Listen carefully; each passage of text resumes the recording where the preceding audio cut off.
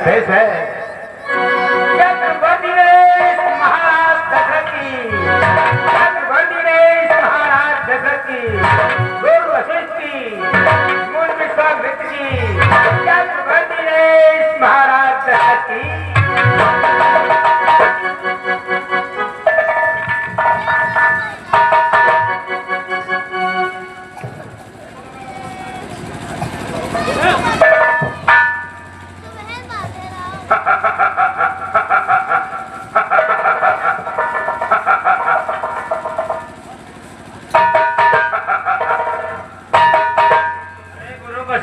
मुझे देख देख करके हंस रहे हो, मुझे देख देख क्यों हंस रहे हो?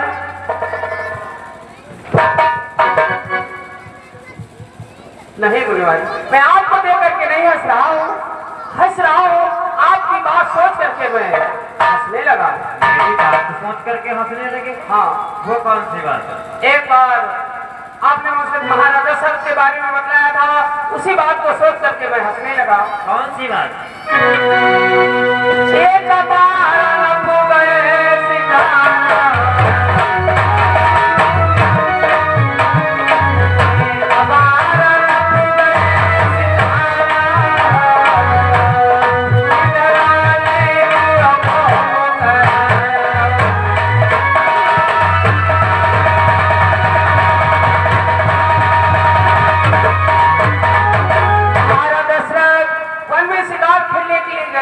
अचानक एक वन में क्या हुआ?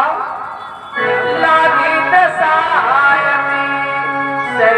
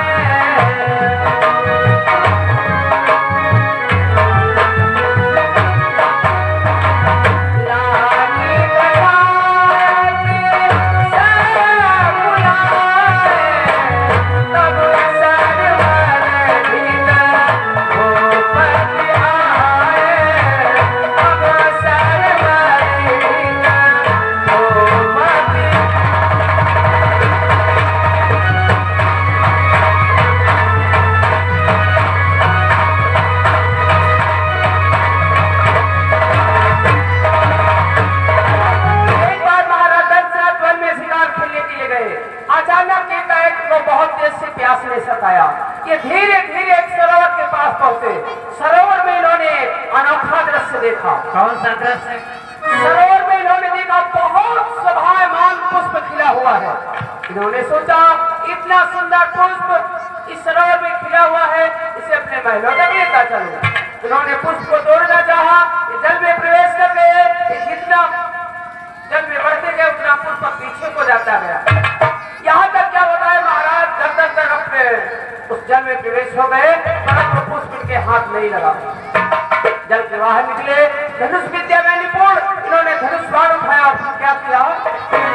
ताकि ताकि तीर मणि पे चला,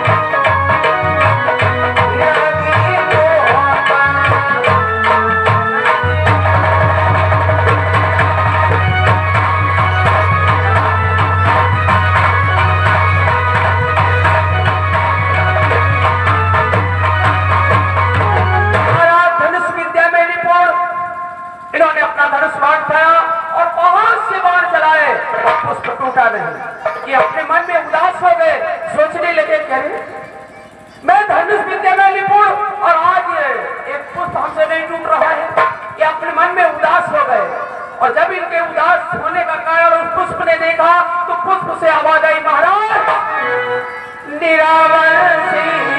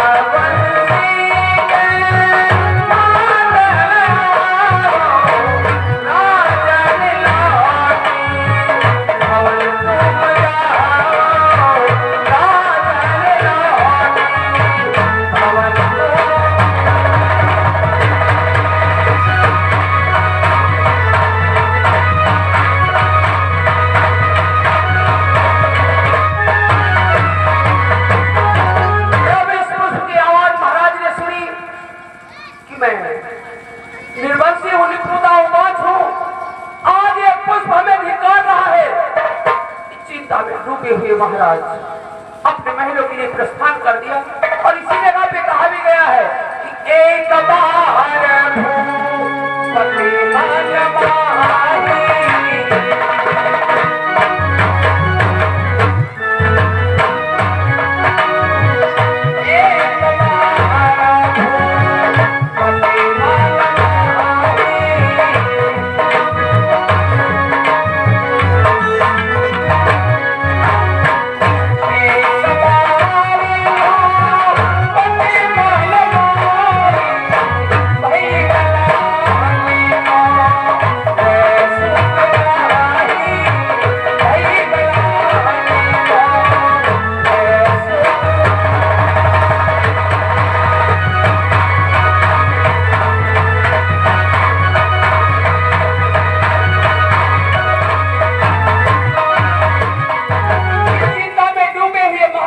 मन माही,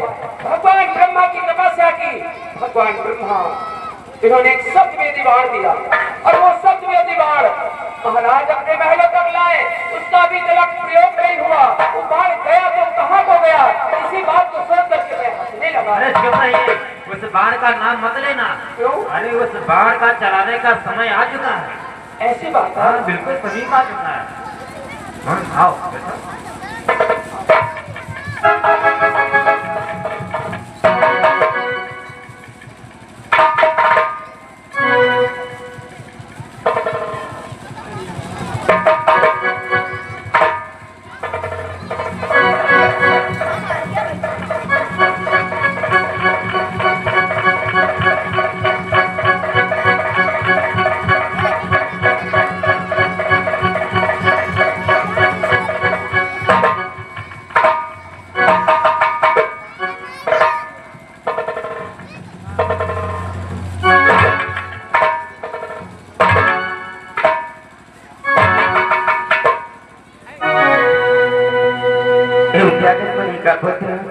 और चंद्रकला का बेटा श्रवण इस महाराज दशरथ के बैठे हुए दरबार में पवन आत्माओं को प्रणाम कर रहा है।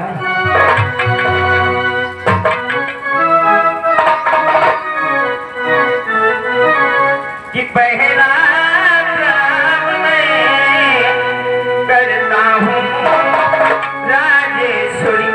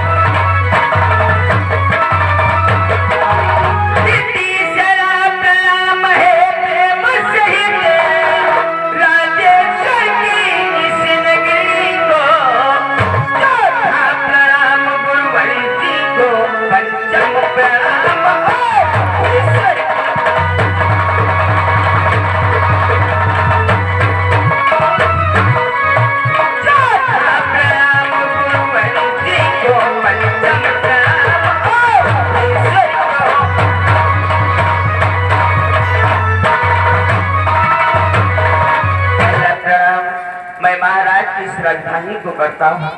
दूसरा प्रणाम मैं महाराज की सुखदाई को करता हूँ। तीसरा प्रणाम मैं महाराज की इस नगरी को करता हूँ। चौथा प्रणाम मैं गुरुवर के चरणों में करता हूँ। आखिरी पंचम प्रणाम मैं महाराज दशरथ के चरणों में करता हूँ। प्रणाम।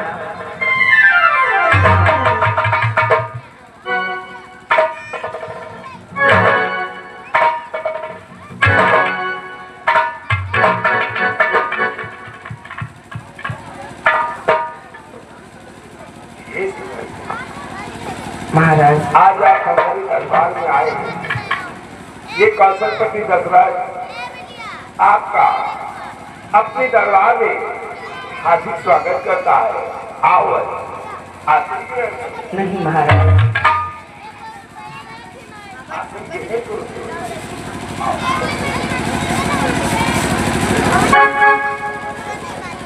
बेटा पूर्ण कुमार, तुम जब कभी दरबार में आते थे तो बहुत खुश नजर आते थे।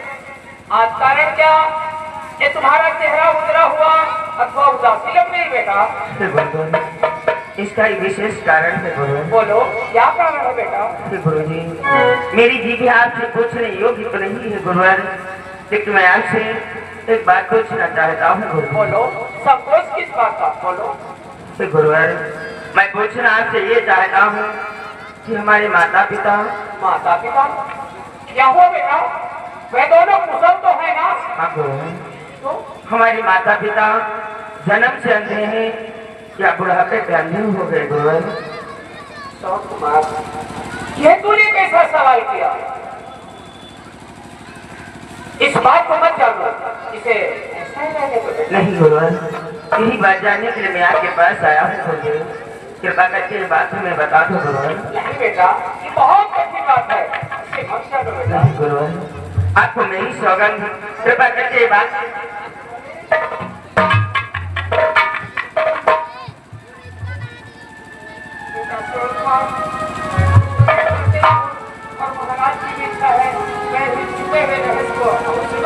बतला दो गुरुदेव। क्या गुरुवर, हमारे माता पिता जन्म के अंधे नहीं ही गुरुदेव?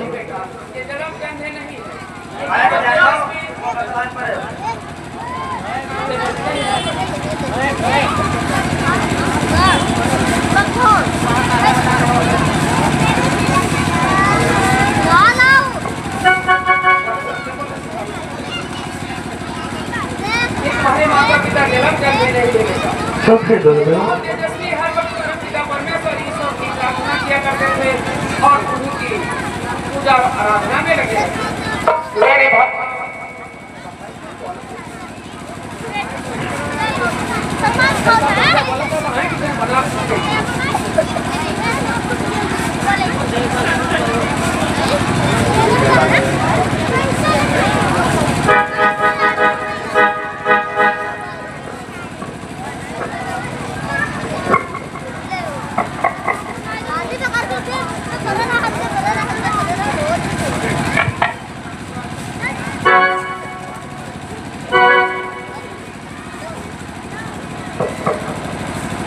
दोनों प्राणियों ने भगवान ब्रह्मा की तपस्या की।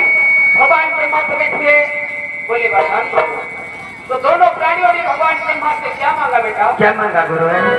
दोनों प्राणियों ने भगवान ब्रह्मा से मांगा, भगवान मुझे संतान चाहिए। क्या चाहिए? उन्होंने कहा भगवान मुझे संतान चाहिए। भगवान ब्रह्मा कहने लगे तुम्हारा वचन मैं पूरा तो नहीं कर सकता हूँ, परंतु एक उपाय बता सकता हूँ। उन्होंने कौन सा उपाय बताया गुरुदेव? उन्होंने उपाय बतलाया कि तुम दोनों प्राणी जा करके नए विश्व में भगवान विष्णु की तपस्या करो तो हो सकता है तुम्हें संतान प्राप्त हो जाए। दोनों प्राणी चल पड़े, नए विश्व धाम पहुंचे, अखंड समाधि लगा दी। किया कठिन तप घोर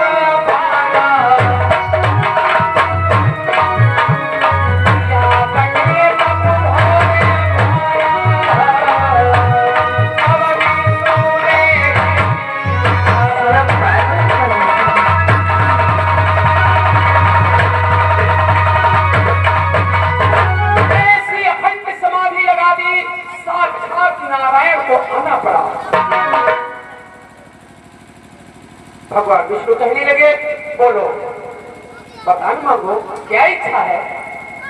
दोनों प्राणियों ने उनसे भी यही सवाल किया, भगवान मुझे संतान चाहिए।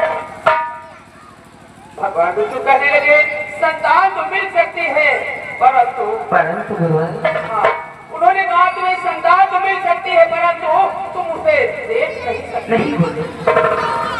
दोनों प्राणियों ने तय कर लिया, भगवान मैं देखूं या ना देखूं मुझे संतान चाहिए। इसकी बात निपुणता का बात का निर्वंश का कलंक हटना चाहिए, मुझे संतान चाहिए। भगवान विष्णु एवं मस्त कहकर के अंतर ध्यान हुए। कुछ समय के बाद जब तुम्हारा जन्म हुआ तभी से दोनों आंखों से लाचार है बेटा। क्या गुरुवर, हमारी जन्म है, हमारे माता पिता ने अपने नयन त्याग दिए गुरुदेव। हाँ बेटा। क्या गुरुवर, कृपा करके एक बात हमें और बता दे गुरुदेव। बोलो। गुरुदेव, हमारे माता पिता के आंखों में रोशनी आ सकती है अथवा अब नहीं गुरुदेव। बेटा ये तो एक सोचने योग्य बात है। जब उस परम पिता परमेश्वर ईश्वर की कृपा से आंखों की रोशनी जा सकती है तो क्या आ नहीं सकती है? आ भी सकती है। लेकिन वो कैसे गुरुवर? बेटा उपाय तो है लेकिन बहुत कठिन है उपाय। आप उपाय बताएं गुरुवर।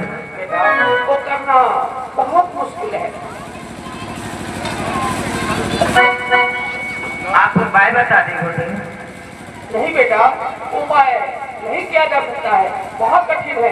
बहुत ऊंचे ऊंचे पहाड़, नदी नाले, गुफाएं, कंकड़ पत्थर, तो कैसे जा पाओगे बेटा? लेकिन आप उपाय बताएं गुरुवर। बेटा समस्त पृथ्वी के तीर्थों के दर्शन कराए जाए जिनकी आंखों में रोशनी आ सकती है।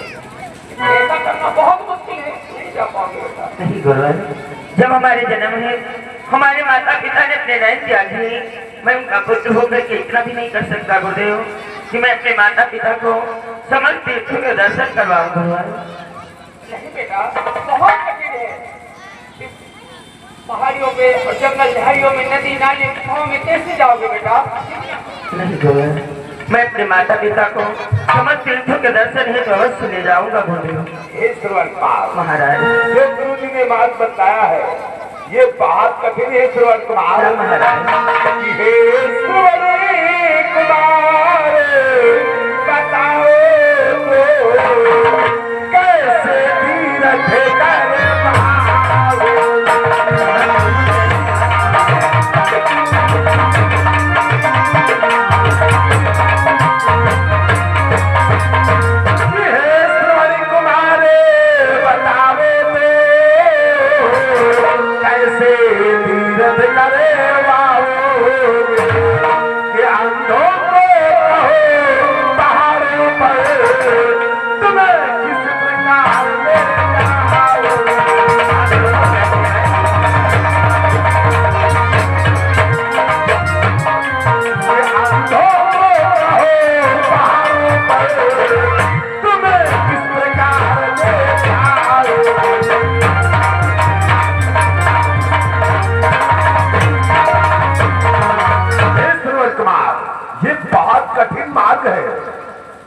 ये मार्ग तुम्हारे माता पिता नहीं चल सकते क्योंकि नेत्रहीन है। इसलिए श्रवणकुमार आप मेरे दरबार में आए हो। आज तक मेरे इस दरबार से कोई विमुख होकर के नहीं गया है श्रवणकुमार। मैं आपके माता पिता की यात्रा है अपना स्वयं रथ भेजे देता हूँ और उनकी रक्षा करने के लिए कुछ सेना दे देता हूँ। मैं तत्काल ही मंत्री सुमन को आदेश के ऐसा मत करना महाराज, क्योंकि महाराज हमारे जन्म है, हमारे माता पिता ने अपने नयन त्यागे हैं महाराज, इसलिए मैं अपने माता पिता को समस्त तीर्थों के दर्शन करवा लूंगा महाराज। श्रवणकुमार ये बहुत कठिन मार्ग है। आखिर आप अपने माता पिता को किस प्रकार से यात्रा पे ले जाओगे? सुनो महाराज, ये पैर बनेंगे अर्श मेरे, हर कंधे विमान बन जाएंगे महाराज।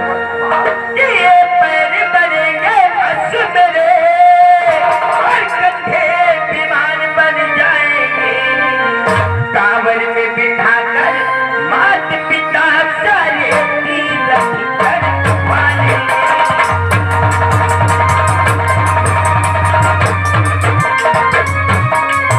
कांवर में बिठाकर मात पिता सारे तीरथ कर वालेंगे।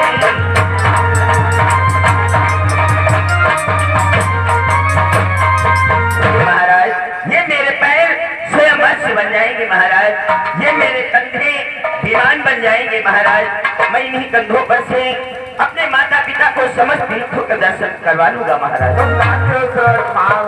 जो आज ऐसा उच्च विचार आपके हृदय में उत्पन्न हुआ है श्रवणकुमार, ऐसा नहीं एक महाराज। भी तो बात कि अच्छा जाओ श्रवणकुमार यदि शीघ्र यहाँ से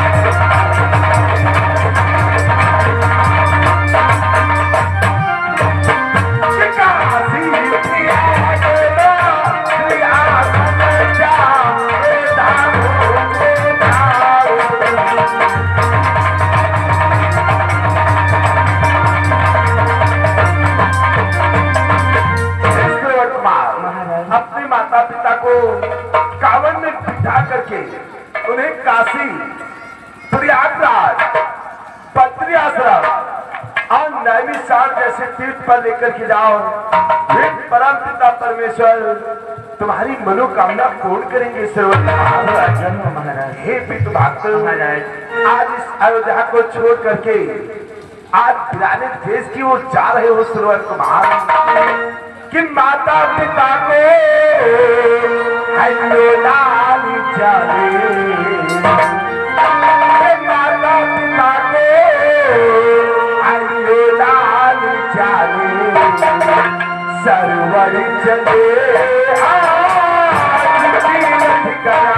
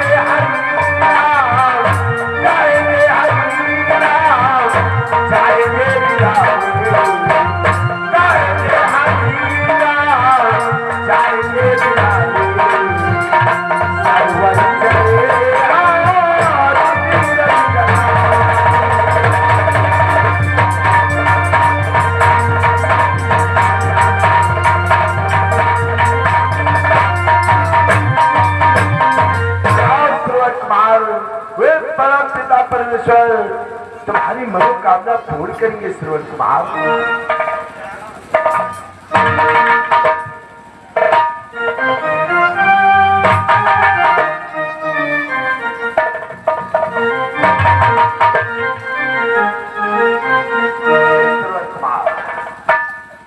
तुम्हारी यात्रा मंगलमय और सुखमय होगी श्रवण कुमार।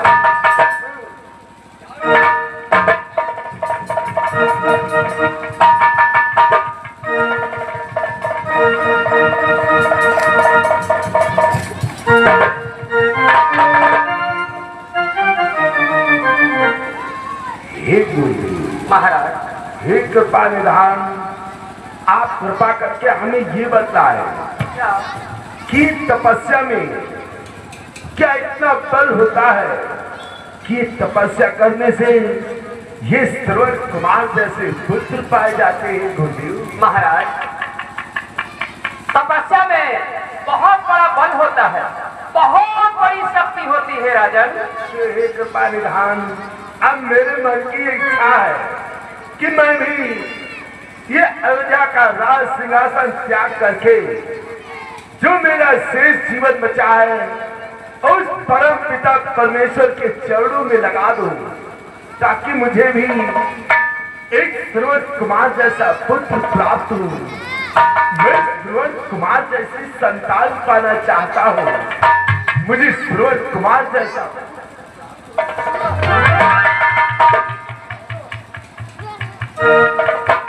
महाराज अभी थोड़ा समय बाकी है, आप इतना अधीर अथवा चिंतित क्यों हो रहे हैं राजन? मैं क्या करूं? हरी संतान के बिना तो राज सिंहासन हमें शमशान की तरह दिखाई देता है।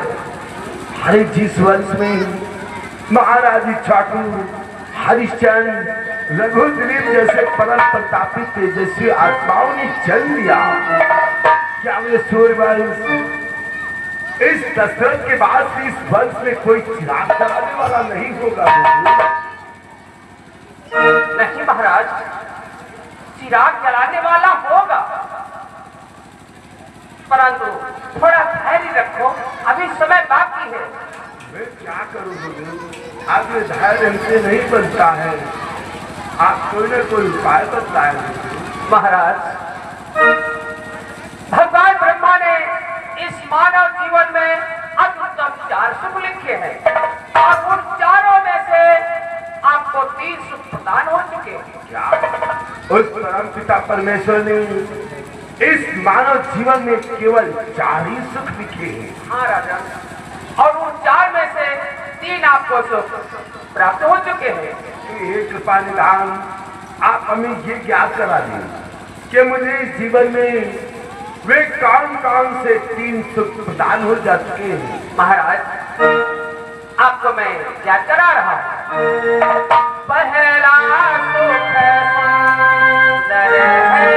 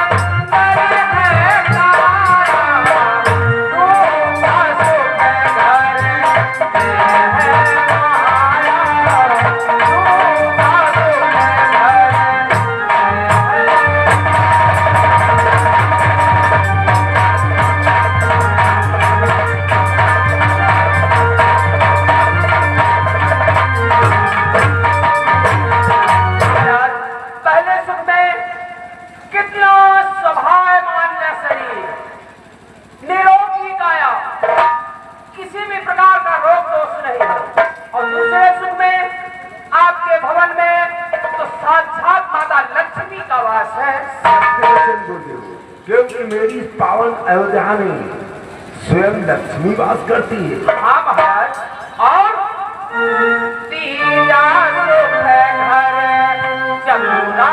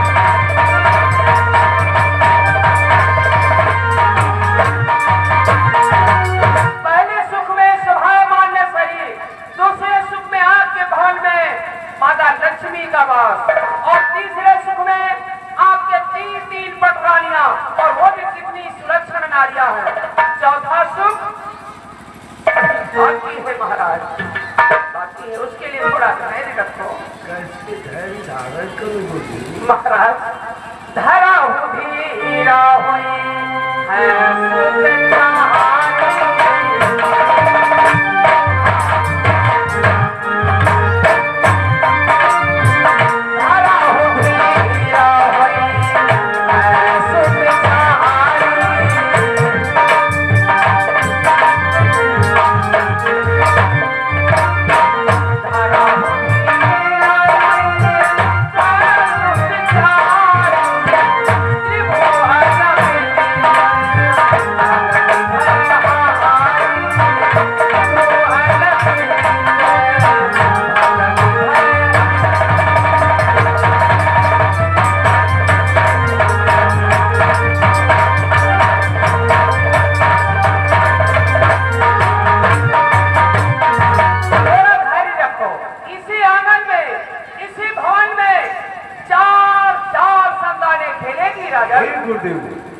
हरि दृश्य देखने के लिए ये मेरे नेत्र बड़े उत्साहित होते जाते हैं। जब मेरे आंगन में मेरे 4 पुत्र खेलेंगे, अरे ऐसा दृश्य देख करके मैं अपना सर्वस्व अपने पुत्रों पे न्यौछावर कर दूंगा। मैं महाराज, और वे संतानें आते ही भवन में किसी को ज्ञात नहीं करवाना पड़ेगा कि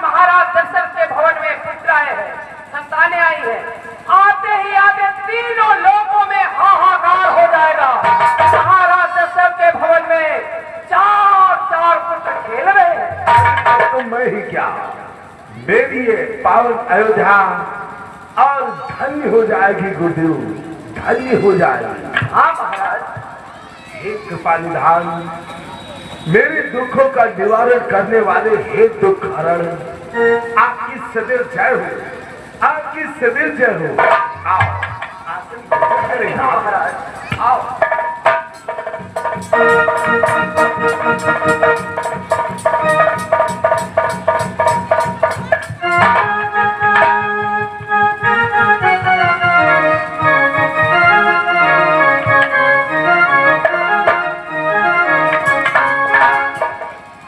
प्रिय भक्तों, अब आप सीन समझ लें, संतान प्राप्ति की इच्छा ने श्रवण कुमार के माँ बाप की आंखों की रोशनी छिन जाती है। किंतु जब श्रवण कुमार को गुरु वशिष्ठ के द्वारा ये मालूम होता है कि दुनिया के तमाम सभी तीर्थों के दर्शन यदि कराए जाएं तो आंखों में रोशनी आ सकती है। श्रवण कुमार ने मन में प्रतिज्ञा कर लिया कि अब मैं अपने माता पिता को दुनिया भर के तीर्थों के दर्शन अवश्य कराऊंगा और आंखों में रोशनी ला करके ही रहूंगा। देखिए कितना उत्तम विचार। आज हमें भी श्रवण कुमार जैसा होना चाहिए, अपने माँ बाप की आज्ञा का पालन करना चाहिए, उन्हें किसी प्रकार से दुख नहीं देना चाहिए और उनके लिए सुख के लिए हर संभव प्रयास करना चाहिए। आगे शीघ्र देखते हैं।